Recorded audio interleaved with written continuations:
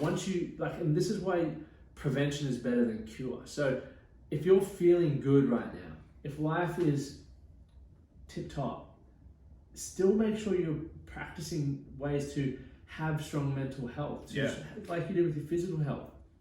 What do you do? Like for me, it's making sure I exercise, I move, I prioritize my sleep and my nutrition. I go sit out in the sun, I have a laugh, get in nature. Like they're things that I really prioritize, and you've got something up here on your phone. I do. It was just because you were asking that question about what I did next, but it was the things that led me to do it in the first place that were probably the factors. Things I didn't know about suicide.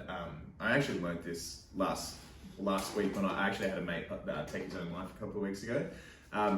And the things I didn't really know about suicide is that breakdowns in relationship have a huge effect on it. Insomnia, not being able to sleep, is another big factor of male suicide especially. Let me just read this. I got a whole little stats for you, bro. Yeah, great.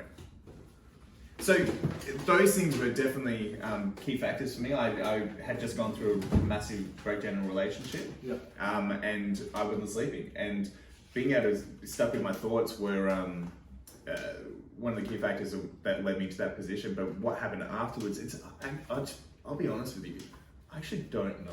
I don't know the answer to that. I don't know what I did to get out of that state. I used to think that, okay, instead of taking your own life and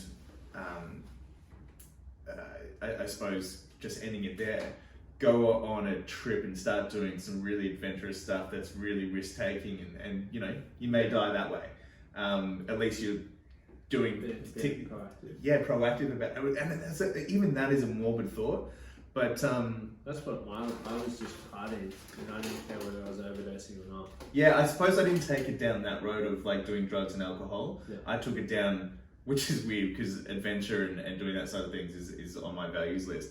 But going off and, if I was to skydive or, to jump off a cliff or something like that, I feel like I'm still living my life in a way, but at the same time, if I die from it, it's okay because I was in that mindset.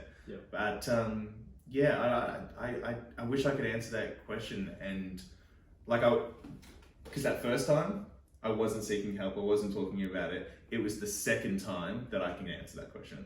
So the second time I was at work, and I worked at a radio station down in Melbourne, and I think I was bottling up all my feelings for a long time. I wasn't talking about how I was feeling, and this moment at work was just this tiniest little mistake that I made. It was like a spelling mistake or something on one of the sheets that I do those all the time. But it was this thing that my boss was she was, sort of not writing me about it, but just sort of encouraged me to do better.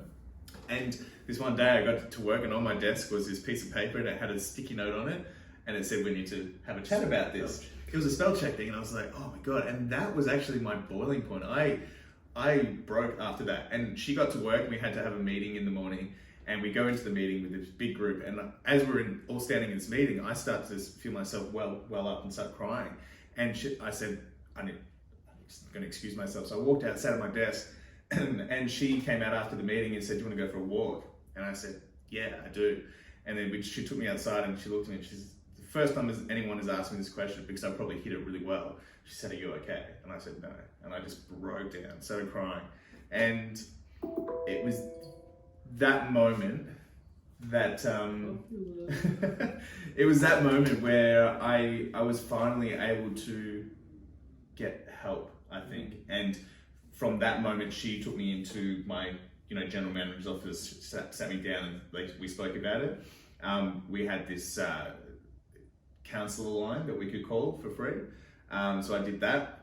And, I got to sit down with the free psychologist at the time and talk about things. And I think it was just being able to let that off my shoulders, which was probably the biggest thing. It was being able to, and I encourage this, I so encourage this, if anyone is going through this, pick up the phone or reach out to a mate, anyone that you can talk to, even if it's a fucking stranger, just speak the words, say how you're feeling. Practice, once again, if you're feeling good now, just practice the communication, practice being able to connect with your mates honestly. And I do not wish that feeling upon anyone. I know how dark and deep, it's like this big dark cloud that won't go away. I get it. But that 10-minute rule of like, even if it's shorter than that, just please just wait, and talk. And that's the biggest piece of advice that I can give, a non-expert can give to someone that's going through something similar. Well, I think from my perspective, we're all experts in mental health because we all experience it. Mhm. And it's unique to us as individuals. So as much as there's all this theory and statistics and everything like that on how to improve it, rationale doesn't deal well with emotion. Yeah. For most people, they say that like being able to manage yourself rationally or logically well enough with the emotional side is like wisdom. Is like, what's that? Bloody go out, Lord of the Rings. Oh, don't talk to me about that. I got no idea. You know, it's funny. I've never seen I was Lord going of to the say Rings. Samwise Gamgee, but he's a hobbit. Sam's is a hobbit. Yeah, I Gandalf. Gandalf the guy. That's why wisdom, right? Thou shalt not But- pass. That's him, yeah. right? Yeah.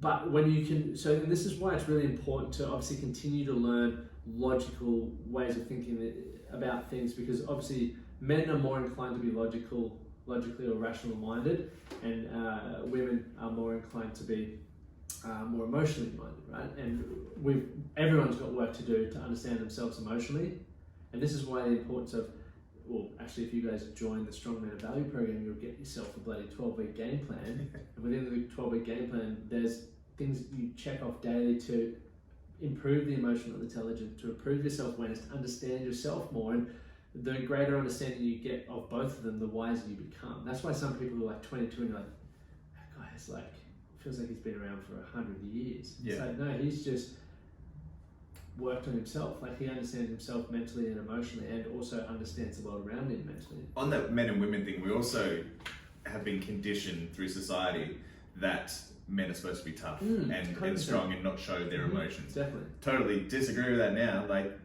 emotions are a good thing. I think Why are men hurting? Like domestic violence, suicide, all of these things are at all-time highs. Yeah.